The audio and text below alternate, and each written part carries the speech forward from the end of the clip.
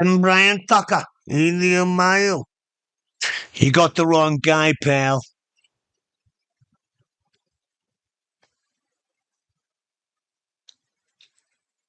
You got the go- You got the wrong guy, pal. Low fan, no hijima. Devaja, Blade Runner. He say you Blade Runner. Tell him I'm eating. Captain Brian Tucker in the mail. Ladies and gentlemen, what movie? 3, 2, 1. Ladies and gentlemen, welcome to the Papa G podcast, episode 3. Tell me, what movie is this? Did I do it right? Did that look good? Did it sound good? This is the audio podcast. 30 episodes, guys. Storytelling is the focus. I hope this microphone works. Okay, I hope you're wearing headphones. I don't know if you're wearing a microphone. I hope you're wearing headphones. Good to see you. Let's put the volume up. I'm going to try to change my microphone. Today's going to be a short episode. Okay, episode 2 was 1 hour long. That's a full 3-course meal. Okay, I offered you 30-minute episodes, so 1 hour episode. That was good. You know, it was good stuff. You did not ask for it.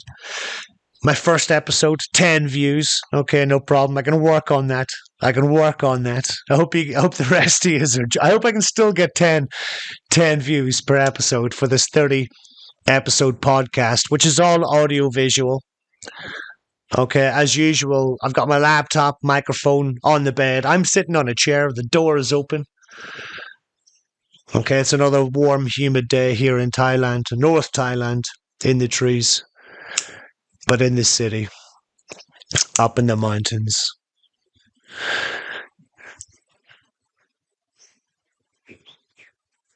As always, folks, provide benefit. I've got 3 keywords. I did say this, give me a word, I'll make a story. I've got 2 keywords to start off today's episode, and whether I like it or not, I'm going to have to finish this at around the 25 to 30 minute mark. I cannot do another 1 hour episode. I was thinking about this yesterday. It's been a couple of days since my last episode. You know, now that I'm thinking about it, you know, this is all about storytelling. You know, how many stories do I have in me? Over 30 episodes. Like, I will be challenged. So today, anyway, my first word, pen. It's a simple one. I find a pen on my desk. I'm like, okay, pen. It's an odd thing, pens. You use pens. I use pens. And it's a really odd thing about pens. And this is the story I've got relating to the pen. And there's a lot of stories relating to the pen, actually. I believe somehow there were in ancient Greece, or maybe ancient Rome, somebody said, look, which is mightier, the pen or the sword? Or somebody just outright said it, look, the pen is mightier than the sword. You can kill as many people as you want, but a pen on parchment or whatever, it'll solve a lot of things. Okay, so the pen is mightier than the sword, no problem. You got Seamus Heaney. He was getting a mention. There's a Seamus Heaney episode coming up soon, guys. And I didn't mention it in the episode coming up, but I will say it to you now. A Seamus Heaney did say something along the lines of, you know, the pen or the gun in a poem. I forget which one. You can look this up. Something about how they both fit snug in the hand, but me, I choose the pen. Something like that. That's how the poem goes. That's what the Seamus Heaney wrote. But my pen story, if anything, it goes like this. Just let me grab my coffee. I have some cold coffee here. I hope you're working in the kitchen, by the way, folks. Maybe you're sitting in your living room, chilling out for the next 20 minutes or something. Just let me grab my cold coffee from earlier. I've been busy today, but not busy enough, or maybe not productive enough. So you tell me how your day is going. Just give me 1 second. Hang on.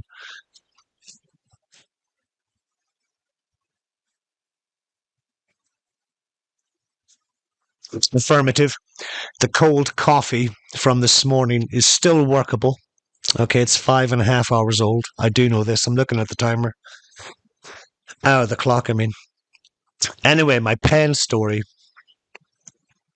And by the way, at this point, if you have any feedback on the audio quality, I have literally just messaged someone like 10 minutes ago saying, can you please not message? It doesn't matter that they messaged, but I do remember saying twice. But whatever, it's fine. If you have any feedback on the audio or the quality of the audio of these podcasts, because I am using a good microphone, if you have any criticism, please put it in the feedback below. It would be useful for me. Okay, so anyway, the pen story, guys. I'm sitting down watching a movie one evening. It had just come out. Maybe it was 2 months old. I wasn't quite on the bandwagon, so I was late to the party. The movie, it starred a man called Leonardo DiCaprio. It was called Wolf of Wall Street. And I can't remember if I was watching it with somebody or I was watching it alone. And it's a real shame because if I was watching it with somebody, I forget who they were because the movie really did capture me. I have to say, I'm watching this movie. I don't know if you've seen The Wolf of Wall Street, but you'll watch it. It's 3.5 hours, maybe 3.5 hours. Martin Scorsese may have directed it. I forget. If that's a Scorsese movie, folks, that's a good one. I'm just going to double check that. Just give me 1 second. Wolf of Wall Street, director. And I'm hoping. Hang on. Who directed? Hang on.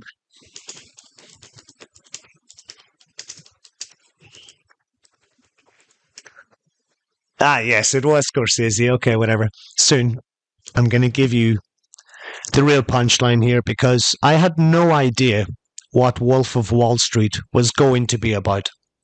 Okay, so I had it in my head, look, it's a Scorsese movie. It's got DiCaprio in it, no problem. This should be good. No worries. So I turned up. I think I streamed it or somehow we're watching it on a laptop. Okay, well, I missed the cinema release. Like I say, I was late to the party. Anyway, I just started watching the movie. And throughout the whole movie, I was mesmerized, and there was something I could not put my finger on until it came to the very end. Now, I don't know if you watched all of the movie, folks, but I'm telling you now, it's all good. Don't get me wrong. Like, if you have not seen the movie, go watch Wolf of Wall Street. And this last scene does not spoil the movie. It goes like this. There's 100 people in the audience, and he goes to the first person in the audience, hey man, sell me this pen. And that's when I stood up from my chair. I was like, oh my goodness, I knew it. And the guy, he's sitting in the chair. He has paid for his ticket to be here. He's in the front row, folks. And the guy's like, he's holding the pen. He's like, oh yeah, how are you? So we've got a pen here. It's long and it's blue. You can write with it. And just like that, like DiCaprio's character, I forget the man's name, but you get the idea. So I'm telling you now, this week I'm going to be selling a pen. And I have sold pens before, folks. Just to give you a hot tip. And I don't know if you do know how to sell pens, but here's how it works. You do this very odd thing whereby you talk to 100 people and you basically go, hey, here's a pen. Would you like it? And, oh God, I don't know if my audio is working here. Anyway, it doesn't matter. Well, no, my audio is working. Hang on. Okay. Yeah, okay. Now I can hear myself when I talk. And I'm so okay, perfect. Okay, cool. Yeah, guys, any feedback on anything, let me know in the comments below. So anyway, you want to know how to sell a pen. And I'll do a video on this anyway separately, but you get it here in the podcast first, folks. What you do is you talk to 100 people. Okay. You then pick up 96 rejections and you have to collect those. Okay. And then you also collect 3 yeses. Okay. So you talk to 100 people. In the end, 96 people tell you no, they don't need a pen. And then 4 people say, yes, I do need a pen. And then you can sell 1 pen. You can actually sell 4 pens, funny enough. Do you see what I mean? So I'm selling a pen this week. Anyway, so wish me luck. For at the end of the day, another thing that goes with sales is that, do not make a promise you cannot keep. And when I was working in sales back in the day, because I used to work in sales, and I do remember there was a manager, and this kid was younger than me, taller, better looking, added far more positivity to the room. Like, this guy was a good one. And he had a good older brother as well. Rohan was his older brother's name. I forget the younger brother's name, and he was sharp.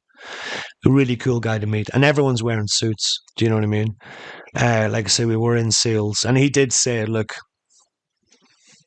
to everyone, it's the impact meeting. Really, it's a 5-minute conversation with everyone in the morning. Once we've had our coffee and done our training, it really was like, look, if you're going to make sales, like, promise the world, but make sure you deliver on those promises. Because if you promise something that you cannot deliver on, then you look like a rip-off artist."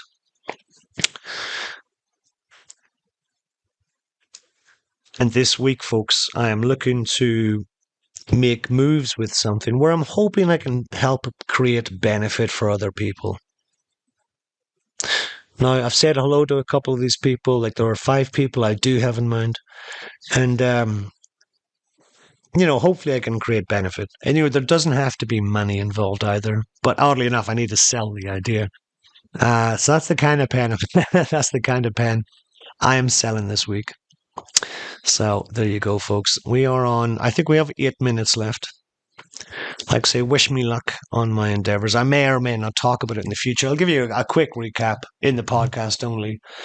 So, and I'll tell you an interesting thing. In between making these episodes, I come up with all these stories that I do want to tell you. But next thing you know, like, I'm not recording at the time. So I've just created, I'm trying to think. Okay, there's the word brainstorm. I've got a random word generator. Okay, so the word brainstorm, do I really have a story on brainstorming? I mean, I remember once listening to a guy talk about how brainstorming is so good for your projects. And this guy, I didn't know if I wanted him as a mentor or not. Okay, so I don't know if you have mentors. I don't know what industry you work in or what it is you actually do. How do you try to help people? But anyway, when it comes to, like, designing a project, like, brainstorming at the start is really good. You want to make, and he also added mind maps. So look that one up. Anyway, in the end, this guy, the reason why I was listening to him is because he turned, I'm trying to think about this. Just give me 1 second. I mean, another story I heard once, and this came from Southeast Asia a long time ago. Like, if you want to make money, you got to have money. And this guy, he came from South Carolina. He had a beautiful accent, great drawl, handsome guy, educated fella. He started off, I think, with 40,000 US dollars. Turned that into like 100. And then out of that 100, like, before the main day for his main event anyway, like, this guy made 100,000 US dollars before, like, the day of his event. And he took like 40 from that, and they just turned he took 40 from the 100 of profit, right? He then did more marketing, and in the end made a $250,000 US dollars on this one project. He then turns, over the next 2 years, he turned that $250,000 into like 2.5 million. So that's that story. But anyway, brainstorm. That's my that's my story relating to brainstorm. Let me see if I can find another. Okay, another random word. Venus. Okay, let me think. Okay, I don't know if I have a Venus story. I have taught science before, So let me give you the planets. My very elderly mother just served us noodles. Okay, got that in the classroom in China. Okay, I was teaching the planets in a Chinese classroom, folks, in the China. All right, obviously, although maybe not so in this international world. Okay, and what had happened was I was trying to explain how Pluto was no longer a planet, and that we used to have this old saying for the whole thing to remember the planets. Like my very elderly mother just served us. And I should have went like NP or something. And now I'm just like, no, but it's N. And I said to the Chinese students, like, how do I make this memorable? Because Pluto is no longer a planet. How would you do it? And one of the Chinese kids go, you know, our very elderly mother just served us noodles. And everyone started laughing. And it's like, oh, yeah, noodles. I could not think of why I was not smart enough. And I'm the teacher in the classroom. I've only got like 4 students, maybe 4 or 5, and they were like 15. At this school, I mean, we only really served up until 14 years of age. 15, it's a bit old to be at the school we were at, and you tend to go to a better school for more elite students. All right. So, yeah, noodles was popping up. So, Venus, my very elderly mother just served us noodles. It goes Mars, Venus, Earth. Oh, God, Mars. Did I really open up Mercury? I cannot, guys. Welcome. I told you, folks, this was a live recording. It's not live. It's unedited. It's raw. I just need to give like 25 minutes. Today, just 25 minutes. Okay. I should have written this down. You can tell I'm not looking it up. Neptune. Oh, Neptune. What am I talking about? God damn it. My very elderly mother. My Mercury. Very Venus. Elderly Earth.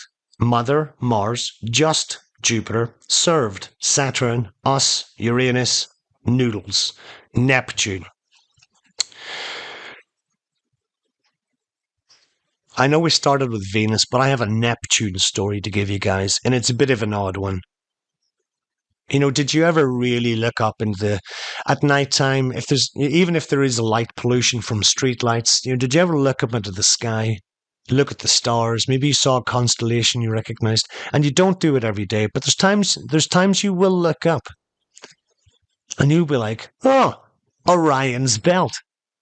I haven't seen that in years, or months, or whatever." Venus, okay, cool. Venus, number 2. I'll tell you an odd fact about Venus, guys. Uh, the sun is a star, and the planets orbit the sun. Okay. There is gravity, there is inertia involved. The planets orbit the sun. And the sun, man, I discovered something about the sun recently, and it really scared me. But it's fine too. It's fine. More of an existentialist threat. Okay. Yeah, that's right, guys. We're all gonna die at some point. The sun is our friend, folks. It is a life giver. Anyway, because the sun is a heat source, then it would stand to reason that the closer you are to the sun, the hotter you are. And the furthest away you are from the sun, the colder you are. It's a simple principle. And that is what happens across all the planets, apart from Venus. Okay? So the surface temperature, and remember my wording, folks, the surface temperature of Venus, even though it's further away from the sun than Mercury, it has a hotter surface area temperature. And scientists did ask this. They were like, look, if Venus is further away, then why is its surface area hotter? And it's because Venus has a carbon dioxide atmosphere. Okay, and when you have carbon dioxide, folks, it does vibrate. That creates heat. Like heat is energy. Now, that's my Venus story. Let's give you quickly my Neptune story, and I think we're kind of running out of time soon-ish. The Neptune story, like I said Neptune earlier, out of turn by accident. That was a Freudian slip. Let me get up my cold coffee. Hang on. Parched. Give me a second, guys. Give me a second. Yep, still workable. All right. What was it about Neptune? Oh, yeah, so Neptune. All I remember was that when I was studying chemistry at the University of Edinburgh, there did come a point where we had to memorize all the facts and figures of all the atmospheres of all the planets in our solar system and understand, grasp some kind of basic understanding of the environmental chemistry of their atmospheres, respectively, so that we could understand our own, because we do sit on Earth and we do our best to understand the atmosphere on Earth. Like, why would we not? Further to this, it helps us all if we can look at the atmosphere of other planets if they have one. Okay, cool. So jumping into Neptune, and I forgot most of this. I don't know how much I really studied for this one, really. I found the data to be quite vast. But Neptune, from what I can remember, has a very interesting story. Folks, I can't give it all to you today, but it's an odd thing about science in that sometimes one fact, one sentence, it can be enough where you would say to yourself, I know that's not all the data. I might go and take a look myself. Hopefully you have more questions. So with Neptune, I'll give it to you the best I can in 1 minute. 3, 2, 1. The winds on Neptune, I believe, and I need to do more research, folks. This is literally coming off the top of my head. Please do your homework. I believe the wind travels at either 80,000 kilometers per hour or 120,000 kilometers per hour. Like all the time. Further to this, it rains diamonds. Diamonds, like you're going to get married. The bride traditionally would wear a diamond ring. Okay, so go look at the continent of Africa for the diamond industry if you fancy it. But for now, I'm just saying that in Neptune, where there is no such industry, it literally rains diamonds. And I thought to myself, oh, wow, cool. If diamonds have value, then technically speaking, if you could extract the diamonds from Neptune, then you would have more diamonds and you could make more money. I then looked into the atmosphere of Neptune just a little bit more, and I was reminded of the fact that not only does it rain diamonds, but because the wind is around 80 to 120,000 kilometers per hour. Like, I forget the figure. I'm not going to look it up. I want you to look it up, folks, as homework for fun. The bottom line is, if you put it this way, I ask you for $1 billion US. And you're like, no problem, G. Why do you want $1 billion US? I'm like, okay, so here's what's going to happen. Neptune here. I mean, it's literally raining diamonds. I'm going to build a spaceship with a metallic arm. This metallic arm is going to go into the atmosphere of Neptune, and like a fisherman's net, we're going to collect all these diamonds. I'm going to extract them, and then I'll bring them home. So, it'll be worth like 10 billion. So give me 1 billion now. I build a spaceship, train the crew, we go out there, we get the diamonds, we come back. Just like in the pirate ships, or like back, folks, was there not a guy called Sir Francis Bacon? Sometimes I forget which Bacon I'm talking about. There was a Bacon that travelled and somehow brought the potato back. Or not back. They introduced the potato to the United Kingdom and Ireland. But then there's the Bacon who helped to develop scientific theory. They may be the same person. I'm not sure. But either way, I'm asking for $1 billion, okay? We're going to go out. We're going to do this. We're going to grab these diamonds, man. There's nobody to stop us. And so you then give me the $1 billion, okay? Like somehow I get 20% or 30%. You get the 70%, man. All right. So anyway, I go out to Neptune. I put this. I've got my spaceship. We've got the crew. We've got this metallic arm. I put the metallic arm. I'm like, go on, guys. 3, 2, 1, let's go. And the arm goes into the atmosphere of Neptune. I then pull the arm out, and what we're gonna find, rather than the fistful of diamonds, there are no diamonds. There is no arm, folks. There is no arm. And the reason why, and there's also no diamonds, because the diamonds are in the atmosphere. They are like small raindrops. They're actually shaped like raindrops, believe it or not. They're not shaped like the diamonds like you have in your diamond wedding ring. And these, diamond raindrops are traveling at, like I said, somewhere between 80,000 kilometers per hour and 125,000 kilometers per hour. So when I put this physical metal arm with a face, got fingers, blah, blah, just to kind of, there'll be a net and all this jazz, or like fishermen taking out the fish from the ocean. Those diamonds, they're going to shred the metallic arm of the spaceship. They're going to shred it to nothing, into confetti.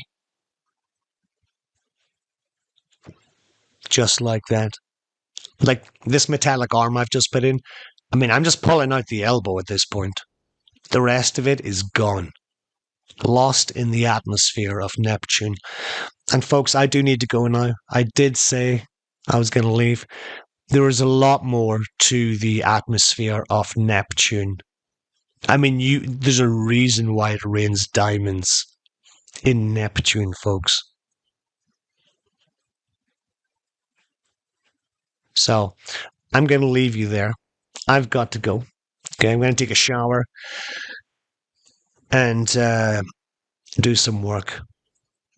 So anyway, thanks for tuning in. Thanks for listening. I hope to see you tomorrow in the next couple of days. Like, I will be finishing this 30 episode project. It's not going to be in 30 days. I think we all know I failed this, but going to play with it anyway, folks.